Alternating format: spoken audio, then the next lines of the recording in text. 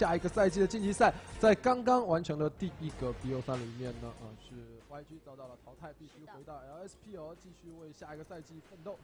And welcome back to LPL EN. I'm your host, Froskin, for the night. On the cast with me is going to be the lovely Skill Factory, and I'm so sorry that I just used the word lovely. Actually, you know what? I'm not sorry that I used the word lovely. You are lovely. Thanks. At least you didn't like use one of those terrible English words like moist or some other descriptive word that I'd cringe over. Who would ever just introduce someone as moist? And my moist co-caster. This, I think the rating sitting just here with the popped lip up on smacking. that. Anyway. I actually sit here with a gallon of water, so it's really possible that I'm just overhydrated. So that could always happen. But I'm glad to be here. I clearly enjoy shoutcasting and having fun with it.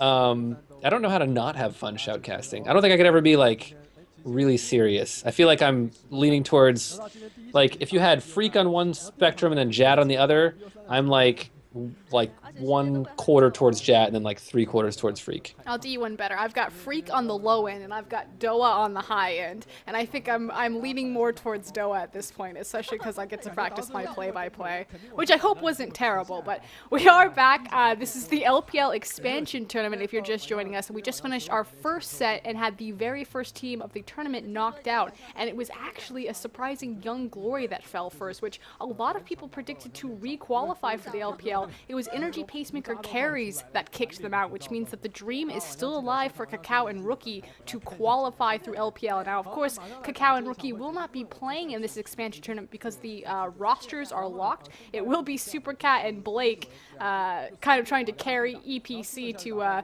a victory here. 8 teams, 4 will qualify, so technically they have a 50-50 chance, so good odds, I guess. But we're moving on to our next set of the game, which will be Vici. Yeah, Vici Gaming versus Energy Pacemaker. So the two teams that knocked both of the teams that we saw last series into the losers bracket. Yeah, and to speak about the last series, Supercat doing so well. You know, really performing and creating a lot of opportunities for his team. Even in the game they lost, he was probably, the last game wasn't as big of an impact player. But the first and second game was just doing great, and, you know, shows that he's a caliber player that belongs, you know, playing versus these teams, especially a favorited team like Young Glory, and really having 2 fairly one-sided games and then 1 really close game, you know, which just attests that the better team did take that series. That is correct, but we do see our next team of the very next series on the screen right here. It is going to be Vici Gaming. Kind of the history of Vici Gaming is a little bit interesting. They were previously coached by Tabe, the former support player of Star Heroic Club. He does not coach the team anymore, but kind of the air and the creation about Vici Gaming was very much about creating a super team. They had a couple of teams laying around with some good players here and some amazing players here, and they essentially took both rosters and just jammed that into one to create, you know, quote-unquote a super team. Unfortunately, since then, they've actually benched a couple of quality players that some people are questioning in favor of, like, their mid laner and their support. So Cherish and 300 on the bench in place of Zune here. So paid off for them so far, as they were the team that put Young Glory into the losers bracket, and now they have been kicked out. So we'll see if it continues to push them through to the LPL. Yeah, it's really going to be the kind of the showing if they win this series here, the subs are really paying off, right? And if they lose here, then it's going to be criticism down in the losers bracket, you know, as they play the winner of last game for that position in the expansion. So we'll see if they're able to put up, or, you know, the hate will rain down on them. I know that a lot of the community on that side is very unforgiving, if there is a community that is unforgiving. So we'll see if they can perform here, as we're about to get into picks and bans, I believe. I think we still have to do the intro of Energy Pacemaker on the other side, but slow and steady. We gotta look at their AK Racing seats and all of their sponsors in the back of their monitors. I love the jackets of Vici Gaming. I think they just look so fly. It's like that GPL. You know, like how some of the GPL teams have all got like the crazy, like almost NASCAR style jackets, as opposed to like the little, what am I going to call them, polos or T-shirts that some of the other teams wear. Yeah, and these ones aren't even loaded up with patches and a bunch of sponsors. So the jacket just with one emblem on them, which is, I think, really adds to like the clean, kind of sleek look of them. It makes them look like, you know, like a well-founded, belongs here type of team. But I do miss all the looks into the camera. Like where's all the camera fun from the Asian teams here? Where's the snap at the camera? I don't think we're in Korea. Although you wouldn't know since of all the Korean players that we've got imported. All over the world, and that's not just in the LPL. It's, you know, in NA, it's going to be in EU. They're really spreading out their talent all over, which is going to make it even more interesting as we fight through the first splits coming through in NA and EU. We should be coming out onto the bot lane for Energy Pacemaker here. This should be Kane, as well as I'm always going to mess this up. Dom Ho will be taking up for his support. That's how I'd say it. That's how I'm gonna say it.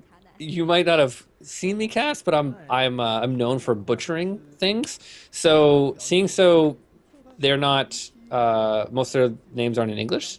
I think I really can't go wrong here. I don't have a ton of experience with a lot of these players in this game, but I do have a ton of experience with their top laner, Amazing J, which, if you haven't erected the church of Amazing J, you need to set one up now. Well, I'll definitely be looking at that top lane. Are there any really contested picks? I see, you know, like Tristana and Orianna are big for them. But no contested top lane picks. Nope. So probably a decent pool, which is going to have the expect Ryze, the Maokai. That Gnar will be pretty contested here, or completely banned away. Carry, the top laner for Vici Gaming, found great success on it last game. I mean, it was a disgusting Gnar ultimate into the middle of a team, and I think he got like a 5-man stun into a wall. Oof. It looked like a shockwave hit the team, but Orianna wasn't even in the game. It was disgusting. Yeah, could you even imagine comboing that with an Orianna? With the scariness They would have of it just all. instantly deleted from the map. Look at those jackets. I can't get over it. So fly. Yeah, and it looks like he took off his headphones, so I'm thinking we're going to be a little bit before we actually get into champ select. It's never a good sign. Yeah, it's never a good sign. He said I'm too hot. This jacket is just, it doesn't breathe. Do I need to take off my shirt? Is my girlfriend watching? Do I need to take it off right now? He's got the trigger. He's got the zipper like down. He's like, can I take it off? No, keep it on. Okay. He's like, that's it. That's it. I always I'm wondered, unzipping it. do some teams come to them, like their sponsors, and like, you have to wear the uniform, you can't take it off? Oh, nope, Rebel. Yeah, it's very possible. I mean, you know, you can write up a contract many different ways. And it could be that they have to wear the jackets. It could be that they can have them unzipped. It could be that they can, you know, take the jackets off and hang them on the back of their chair. Like you see, I guess one of the laners here has something on the back of his chair, like a sweatshirt or something like that. But a lot of times, I'm pretty sure if they sponsor you with jackets, they're sponsoring you with more than that. And you got to put your layers underneath our jackets. Kind of really feeling Energy Pacemaker's combo here they've got set up. Not only do their jackets match, but their headsets match their jackets. It's like when a woman matches her purse to her shoes. I like the creativity. You lost me at the word match. Match. So, I mean, if it doesn't fit with blue jeans, I don't wear it. So I mean, that's it. Life must be really simple. I try to keep it simple, but for some reason, I'm up at 2 a.m. casting LPL right now. I was going to and, say, and yet I'm you're... throwing simplicity out the window and going more on what I want to do and not keeping it simple. Telling me you don't match your shoes to your purse? I don't match my shoes to my purse. I stick with shoes that are black and white, white and black, black with white, or white with black. Are you familiar with the legendary Merce, the male version of the purse? I am. Okay. AKA the satchel, which can be called a satchel. That's a good one, satchel. So I went to Korea for the World Championship. I was there for 11 days, and I need to explain something to everyone watching this stream. The Merce is so strong in Korea. They love that. I mean, I guess if you're wearing those skinny jeans that you can't like fit a wallet into, then you're gonna need something on the outside of your body that will carry your valuables. See, this makes so much sense. Or your 3DS. It was for functionality. But we are into picks and bans. It's Vici Gaming on the blue side, Energy Pacemaker, not carries, just Energy Pacemaker on the red side here. And already bans on the board, Syndra, Janna, and Ryze taken away. But Not many top laners touched, just the Ryze so far. We'll see if they followed up with the Maokai or the Gnar. Maokai has a 100% win rate of the day so far. Yeah, so we do see the Gnar banned out. We see the regular bans of Janna and Zillion. But we're going to see... It was weird to see a Syndra first ban. You know, a lot of times you see a mid lane ban to counter if it looks like they're setting up the mid lane ban because of how diverse most mid laners have. But if it's something you don't want to fight against, it's something you don't want to fight against. And they're going to go with the first pick Kha'Zix, which we've seen already tonight. And I believe the first pick Kha'Zix did pan out well. But we'll see how it ends up this time. And that should mean that we'll have a responsive Jarvan. I don't know if they're going to reach out to any other jungler, especially because Lee Sin was taken off the table there. Amazing J looking at his Aurelia. That is going to be a comfort pick for him. And we'll see if that Thresh ends up locked in. It is. Yeah, so Thresh Aurelia, you know, Aurelia does well in most lanes, you know, for a good Aurelia player. And then we're going to see a Nami hover, which we had spoken about earlier being that second choice of disengaged supports. And they're looking to couple it with the Lucian. So Lucian Nami lane, a very good lane because Lucian's trouble is that he's very short range. So if he goes in for CS and he's not looking to trade, he has a very hard time making that trade. And the Nami couples with that because you get the speed up and slow to get him in and out. But it looks like they're going to switch over to the last second and go with a Morgana pick. Yep. Like you said, Nami does synergize great with Lucian, but Morgana will give them a little bit more wave management and control. I want to talk about the top laners again, just for a minute. Like I said, if you haven't erected your Church of Amazing J, you need to start setting that up right now. Both of these top laners in this game, Carry and Amazing J, do have a reputation of being one of the some of the stronger top laners from LSPL and LPL China. Used to be really well known for their top laners. It's kind of waned out. The top lane talent has thinned a bit. But we'll see if Amazing J is able to carry Energy Pacemaker to requalify, or if Carry is able to carry Vici Gaming here and see some more top lane talent appear. But the confidence there to first pick Aurelia. Yeah, it's really, really confident, especially when all you know is that there's Kha'Zix, which you don't build a team around. He fits in every team comp as being able to jump in, jump out. He has wave clear, he has slow. He's got all this utility built into his kit that you don't have to build a team around him. And picking an Aurelia into that is very controversial. And then we see the Rumble, which we've seen banned all night tonight, being the last pickup right now for VG versus that Aurelia in the top lane. And not an easy matchup for Aurelia. She has to be very careful. But we're going to see the Thresh Corki again, which seems to be a trend to be paired up in these series so far tonight. Absolute lane dominance. So the Morgana obviously being the counter pick to the Thresh, taking that black shield to try to disengage from the Flay and Death Sentence. Looking at both these compositions as we have them on the field, who are you feeling right now, Vici Gaming or EP? Well, they're pretty AP heavy on VG, and they don't really have like a definite tank, you know, where they don't have that J4 who's going to be a front line who can corral people together. They're really going to be relying on a good Rumble ultimate into a ball delivery from Kha'Zix, which is very possible because Rumble can pretty much dictate which way the other team goes, so it's a lot easier to set up. It takes a lot more coordination, so I'm almost leaning towards the easy engage right now that's coming out of EP. So they have, you know, the J4 is pretty simple, right? Flag and drag, ultimate. I love how you use the word corral when you refer to Cataclysm, and all I can think about is herding cats for some reason. Just like J4 Cataclysm on a bunch of cats.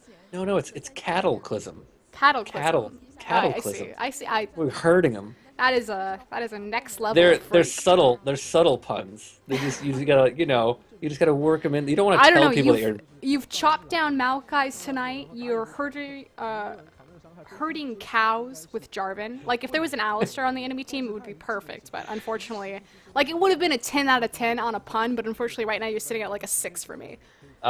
See, you know, nobody even picked up on the whole playing Thresh to a T. Nothing. I got nothing in chat. Nobody even giggled. There's no kappas. I was very upset. But here we are to the game as, wow, they're already halfway down the lane by the time we get into the game. And everybody kind of rushing down the mid lane here for that early river ward to see where people are going.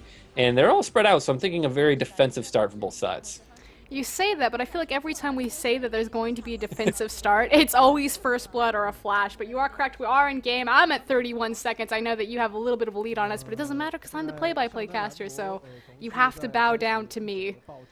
Especially in the I know the future. I will get followers, don't you worry. He's such a good color caster that he can predict the future. It's amazing. It's going to be Vici Gaming on the blue side, Energy Pacemaker on the red side. Let's see how skilled Skill Factory is with an 8-second lead on me.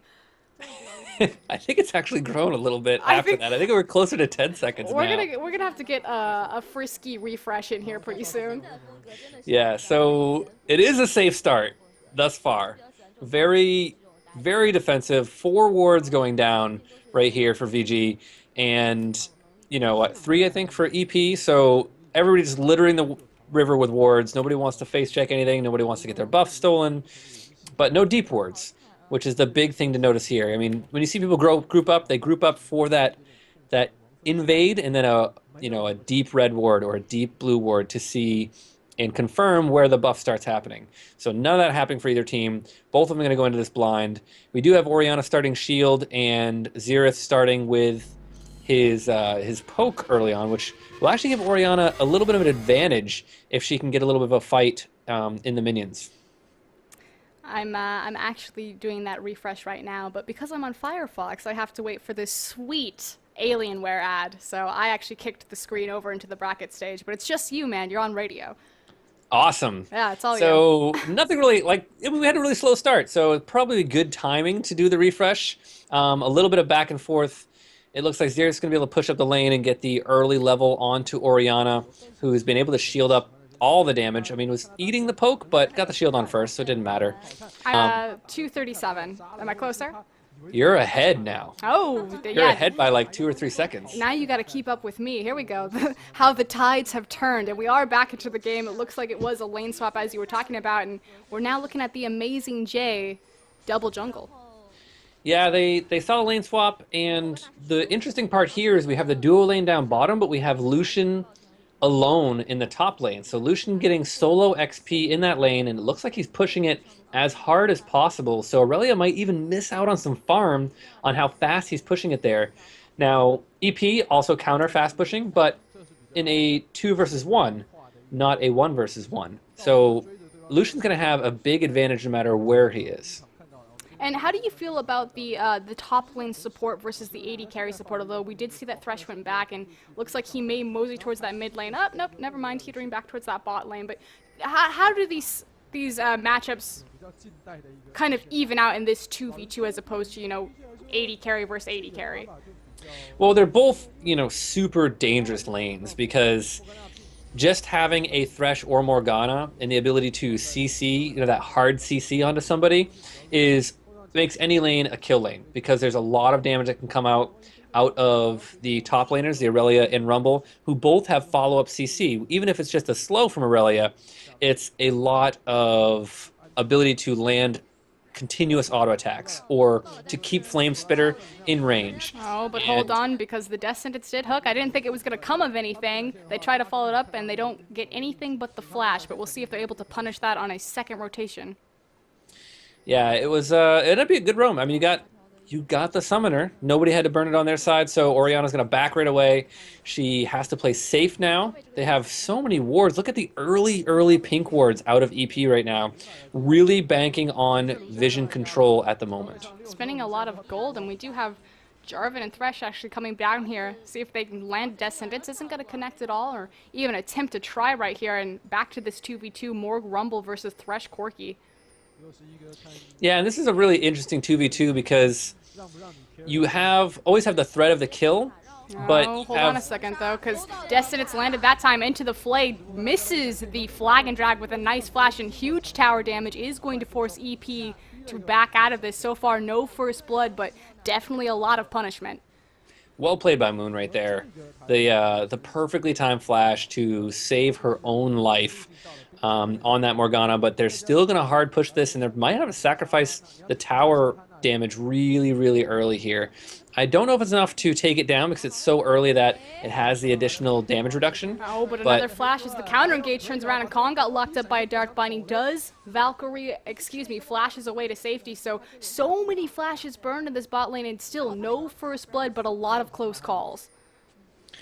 Yeah, and the flashes are going to put everybody on their toes and scared of what might happen next.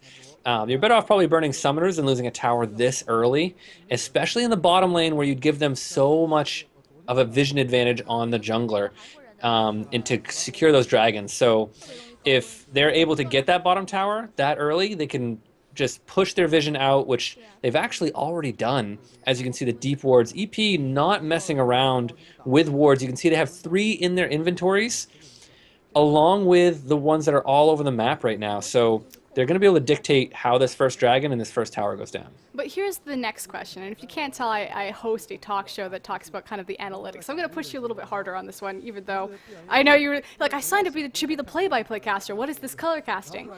EP obviously, like you said, got a lot of early wards into that initial red buff jungle. Do you think that spending that much gold early, especially because they didn't get it off of first blood, it didn't come from an early dragon, is going to set them behind a little bit, that they didn't translate it into battle stats or anything like that? I mean, obviously they were trying to punish it, and speaking of punish, actually Moon about to get locked up, finds the flay, doesn't get the knock because he blocks it with the black shield, but will fall down to an auto attack. And as I was saying, because they didn't translate this vision into any sort of kill, it might not have paid off, but there they go, got that first blood, and it's all back in the bank. So it did end up paying off, but you hit this point where you invest the money early before you get early items, right? So most people hit a power spike at their first big purchase, whether it's the Trinity Force or the Athenes, you know, or the jungle item, or whatever it may be that gives you that really early power spike, and they weren't able to stay alive long enough to hit that power spike with their items on VG to give them the combat advantage that they needed to make them pay for their early wards. Mm-hmm. Very true, and we do see EP, again, making the most of the fact that they put so many wards to control that jungle and pressuring around this tower again. A 4-2 advantage right here as they shove Rumble and Morgana off of the tower. Should be a free bottom tier tower for them as they let the shots eat up some extra creeps. Yeah, and it's really weird to see Kha'Zix like moving into their topside jungle. Like, you know, people are pushing this bottom tower. They've already focused it more than once. They're creating all the pressure down there, and then Kha'Zix going up in the topside jungle into the enemy's red buff area when his red buff's already up. So the early dragon being started out here, they're going to be getting it pretty much uncontested. Kha'Zix the only one there, maybe a steal, not going to happen. And that's going to be first dragon going to EP, and that's going to be Dragon and Tower putting him ahead by almost 2k. A nice little 2 global objective in the bank right here. We'll see how this translates into early item buys. We do have the Sheen going early on Aurelia. See how that's going to match up versus Lucian, or if they're going to switch them in their lanes. Yeah, so we look at the CS difference, and Lucian is ahead by 11 CS or so, which you'd expect versus an Aurelia who really can't combat versus a Lucian at all until she gets a massive amount of damage, at least a Trinity Force, to try and push him down. But she does have a lot more CS than Rumble. So she's going to have the advantage in the 1v1 if they do switch back, but Lucian's still up in the top lane.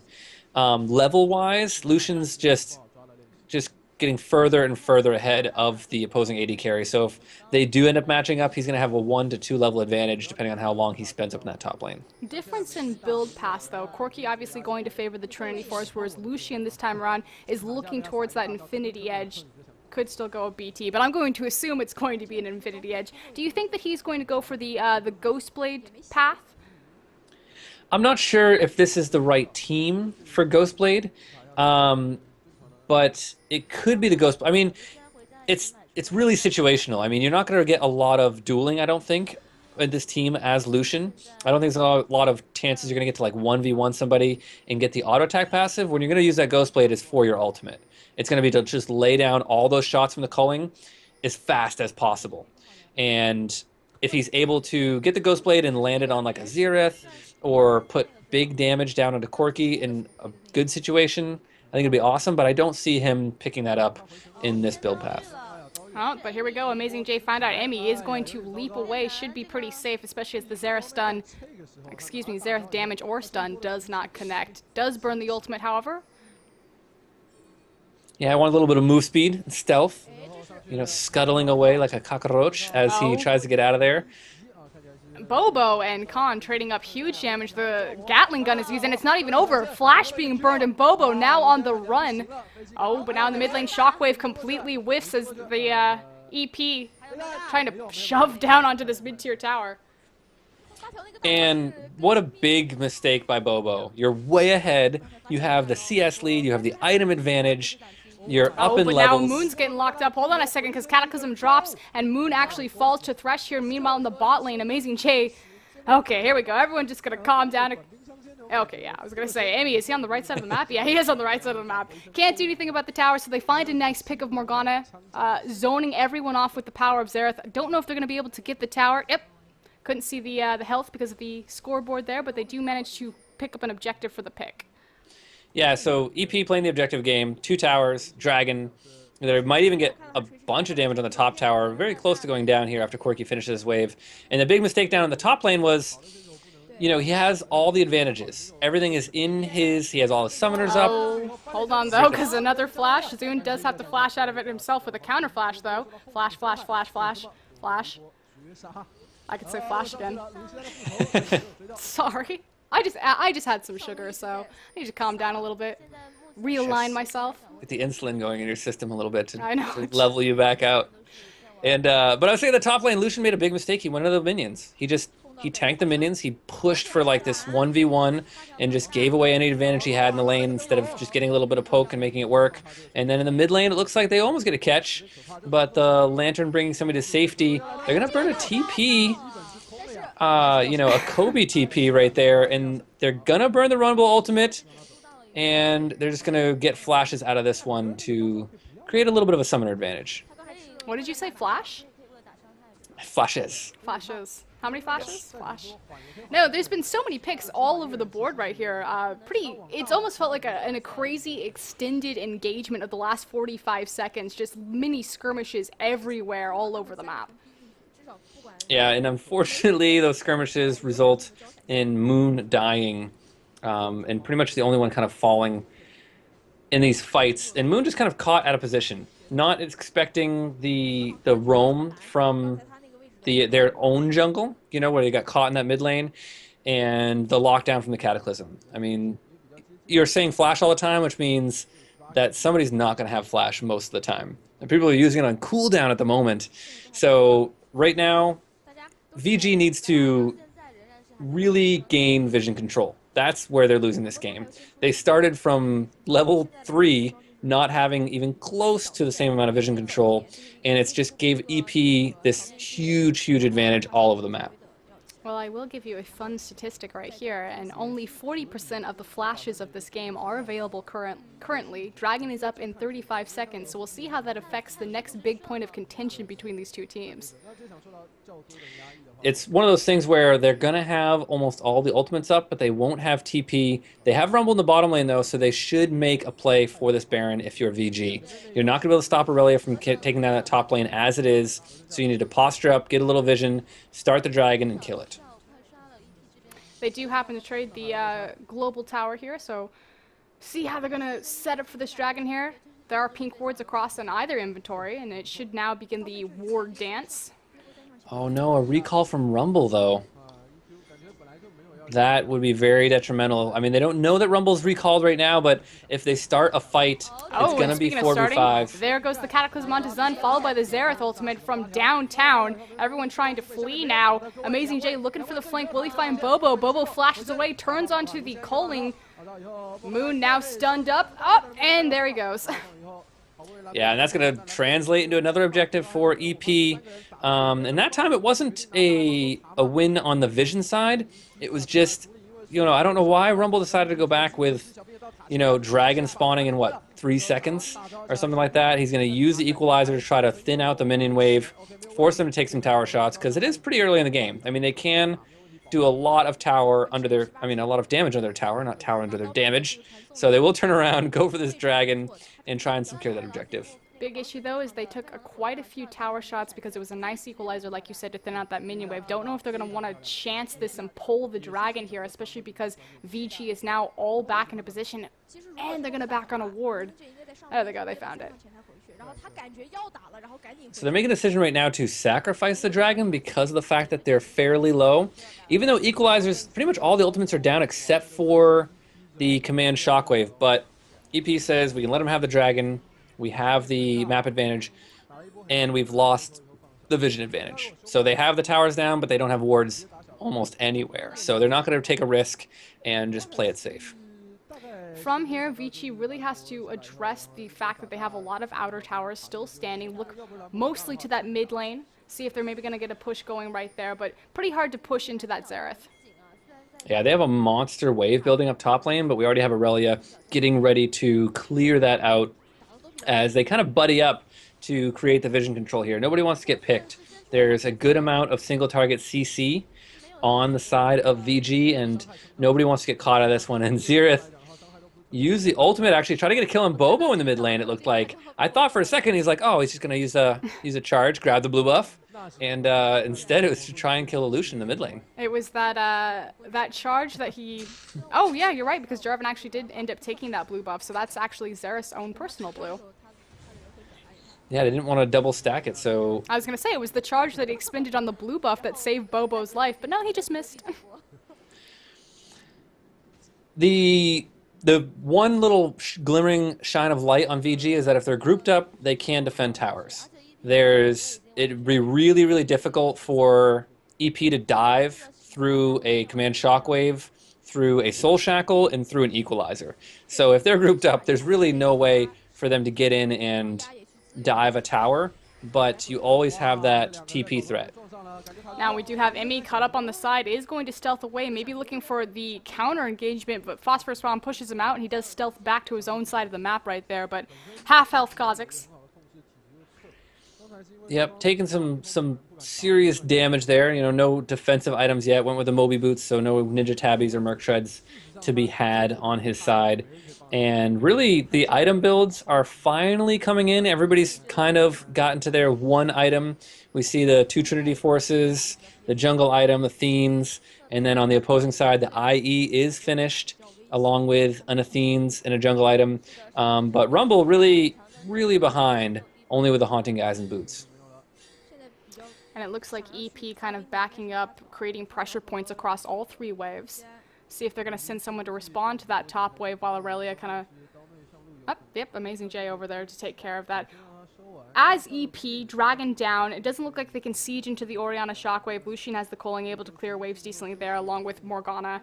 Where do you go from here? Are you setting up deep wards and looking for picks, or are you just going to try to be patient and siege or dive? If you're on VG's side, you need to continue your control in your own jungle. You need to get some wards out towards the river so you can see when they enter your jungle and possibly counter push them if they, you see them enter your jungle down to the bottom lane. Send your good wave clear down there, whether it's your Orianna and Lucian with a culling or whatever it is, and then try to work and push up another lane and hopefully try to get that mid tower, which is kind of sticking out like a sore thumb right now, and just gain some map control. They've been sitting in the back end of the vision and map control this entire game, and it's just allowed EP to kind of command all the movements around the map. Do you see Khan taking a couple of pot shots onto that second tier mid tower? And the BMs we had too.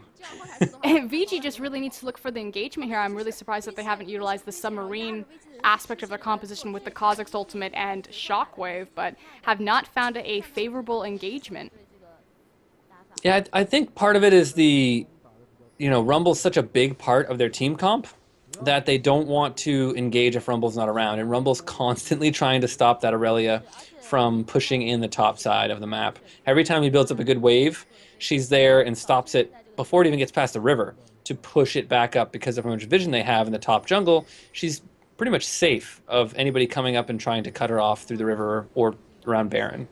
And you are correct, Amazing J has finished up his Trinity Force, so huge power spike and itemization there from Aurelia, and I don't think Rumble can really effectively duel him. No, I don't think they're at the point yet where, and I don't think they will even hit the point yet because Aurelia already grabbing that Negatron cloak early on and Rumble going right for armor, so he's not going to have enough damage to combat a Trinity Force Aurelia and not going to be tanky Oh, but enough. hold on, because Bobo is found flashing out. He does take the very end of the Xerath ultimate, but leaves with his life. But here comes the counter engagement with a nice equalizer into a shockwave, and that completely removes one member of EP. But will Vici Gaming continue to push in? Moon, thinking about the Soul Shackle, gets 3 people, but dies before it's able to proc, finds the Dark Binding on Amazing J, so stalls out EP from running over the rest of the team. But 1-for-1 trade. I think it was a little overkill. They used the shockwave there. It was not necessary to pick up that kill onto Jarvan. He was just way out ahead of his team. Nobody was there to help save him. They used the shockwave, and then the stun came over the wall, and the counter engage came out.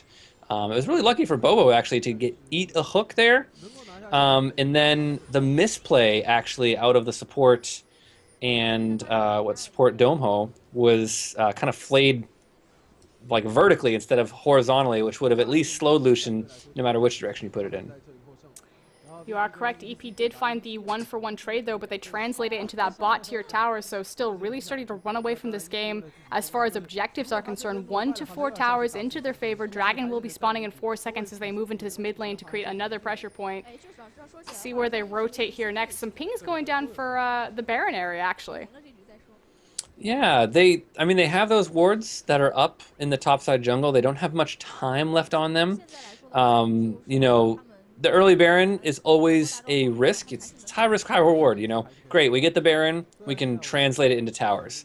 We die at the Baron, it usually means you're going to lose the team fight following that. Oh, but there's the shockwave action onto 3 members. EP doing their best to disengage as the teleport comes in. Amazing J now into the back line of Vici Gaming as the Xerath ultimate rips through them. It's now Kane chasing down Emmy on the side. There he goes as he falls, as Amazing J still now catching up to the back line of Vici. It is finally getting pushed away. Will the hook connect? It connects onto Oriana. They combo to a Cataclysm on 2 members, and a nice phosphorus bomb picks it up, and it's a clean ace for 2.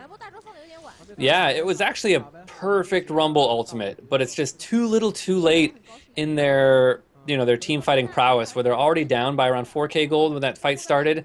It was the fight that they kind of wanted. They forced the TP out, they were able to disengage some. Unfortunately, Morgana died very, very quickly before she had more effect than catching them through the brush there. But it was all in all, I mean, if Rumble had just a little bit more damage, he would have picked up additional kills towards the end of this fight. And, you know, it's one of those things where they found a good pick, but they were just a little bit too far behind to turn it into a win on the team fight. Definitely, and as we finish up on the replay on that, a big point also was the Xerath ultimate hitting 3 members.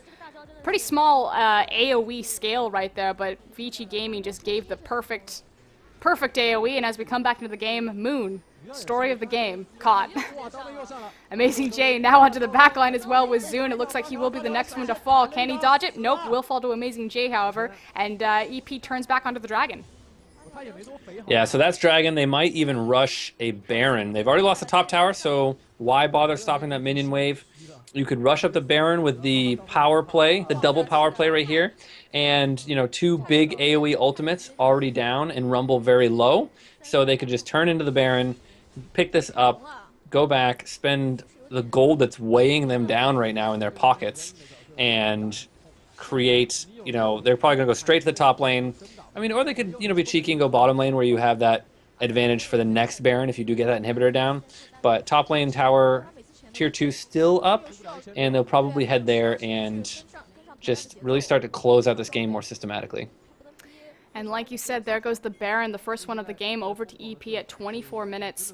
And it should be noted that Vici Gaming, the only reason they're here is because they went 2-1 to Young Glory, the team, the very first team to get knocked out of the tower, or excuse me, knocked out of the tournament. So may have had the easier road into the second part of the brackets, that they're being kind of manhandled this game, 4-12 in kills in favor of EP. Yeah, and EP, they seem like they have a better game plan. They came into the game, they knew what they wanted to do.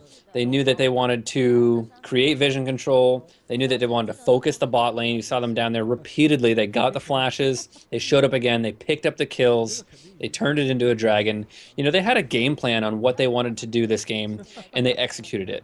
It seems like, you know, VG has just been reactionary, you know, and not even very well. We saw Kha'Zix way out of position when they were diving bottom lane and setting up for dragon. So, you know, if you're VG, you're almost at the point in this game where you need to look forward and say, what is our plan next game, and how are we going to make them play our game? You know, you don't want to go into a game saying, well, we'll just see what they do, and then we'll try to fight them. You know, you need to come into the game with a plan on how to execute and win, and that's what EP is doing. Definitely. EP now finally grouping up, looking to expend some of the strength that this Baron buff will give them as they're creating pressure into this mid lane, although kind of reaching over into the outer lanes. We'll see if they look for a split push or maybe try to get some of these easier outer towers as opposed to trying to break the inhibitor line. Obviously trying to push into a Orianna is always risky. Yeah, I mean, I kind of touched on that earlier where I was like, you know, the Ori Rumble Morg is really dangerous. You know, if you get into that tower, you can, you know, get hurt pretty badly. But they do have J4, who's got some HP now. They really don't have any armor, though, so the tower's still going to be chunking onto whoever it is hitting. It looks like VG is going to just wait out the Baron buff and not try to defend versus it at the moment. Maybe get a little bit of poke down. Use they will have calling up for the next wave that pushes in if they need it. But, you know, it's one of those things where Amazing J is still split pushing, and, you know, you have 2-item Aurelia, very, very dangerous. VG effectively in spectator mode as they're just letting these waves crash into them. EP pretty much getting to do everything that they want. They are approaching the inhib tower. The hook does land, trying to follow it up onto a flag and drag, but a nice black shield and flash does save Rumble's life as he backs up, only loses about 25% of his HP, but very close call. Yeah, good lantern and a hook. It wasn't just, I got the hook, everybody goes in. He had a lantern ready for J4 to get back out without wasting any of his summoners. So he still has the flash, flag, and drag. And you can actually flag, drag, and flash as you're dragging all the but tower there's goes the down. flag and drag onto Zune, and Orianna is completely eliminated. Does manage to get the shockwave off, but it doesn't count for much. And now EP pushing into Vici Gaming as they scramble to kite backwards. Some decent damage coming out from Bobo there as he gets a Shiv proc across the entire team, but Amazing J looking to get into that backline, forces all of them off, and they take the inhibitor for free. Yeah, and this looks like they're just going to close of the game. They have such a big lead right now. They have the Baron buff. They have more players on the map. Nobody waiting to respawn. They get one inhibitor. They're going to get another inhibitor. They're going to have a huge minion wave. They might fall back and play it safe right here, but they could almost push in and just win the game. Looks like they are going to be safe and conservative as they take the 2 inhibitors and leave, but like you said, coming back from a 2 inhibitor deficit is nearly impossible. We'll see if Vici Gaming, if they can find a miracle. They do have the wombo combo of the equalizer submarine composition on the shockwave. Yeah, the gold difference though is just crazy right now. I mean, it's creeping up on like what, 12,000, 13,000. Like it's getting so large that even a terrible fight for EP right now could still result in a win just because of the brute force they're going to have with items. But once again, J4, no armor. So, you know, he could have a really bad dive onto the top lane, and they could maybe take him out quickly. But, you know, the chances are slim. At this point for VG, there needs to be a massive mistake on EP's side, and they have to capitalize immediately on it. They'd have to dive Nexus Towers, I think, at this point. Moving forward, though, this is a best-of-3, so obviously this is the first game of the series. Vici Gaming definitely have a lot to think about. Going forward, how would you change up the strategy? Well, you know, you have to have a strategy. It seems like VG picked some strong champions, but they didn't really execute on anything. They left, you know, Lucian up top, pushing, getting all the solo experience, and then he kind of squandered his lead. Like, you can see he's still retaining an XP lead in this game among his whole team by like 2 levels, which is almost unheard of for an AD carry to be 2 levels ahead of his entire team. So, you know, they really need to to use their advantages better. And hold oh on, my because goodness. Amazing J now going onto the aggressive. Their Xerath poke was just massive in its damage, and it just allows Amazing J to minion hop into the back line and just help clean that up there. They do pick up Moon again. Story of this game, Moon dead at pretty much every turn. And they pick up the final and third inhibitor as 3 waves come crashing down into Vici Gaming space. Equalizer across just to fend out the minion waves, but too little too late. Yeah, this is going to be, you know, just walking in, taking the towers, see if we can grab some more kills and we cataclysm into their base. They did finally get another kill back, though, you know. So the Kazakhs jumping in and jumping out, but, you know, when your Nexus dies, it really doesn't matter. And with that, the first game goes cleanly to EP in a very dominant victory. We'll see if Vici Gaming is able to turn it around. And again, gotta be scratching your head. Where do you go from here? Yeah, it's just one of those things where EP just looks like the better team from that game. They just have a plan. They execute. They didn't make mistakes. If they fell back and lost a kill or two, it didn't change them. They didn't falter on their plan. And EP wasn't able to use it they had. They had Lucian, super strong, could easily 1v1 Corki, misplayed the 1v1 advantages he had, and just threw that lead away. But don't go anywhere because we do have another game coming up. Again, this is a best of 3, so it is game, set, and match for EP to move on and to knock... I completely spaced who they're facing. Vici Gaming. I was like, the Fly Jackets. Knock the Fly Jacket team. Knock Vici Gaming into the losers bracket. If Vici Gaming loses here, don't worry, they have another chance as it is double elimination, but we'll be right back.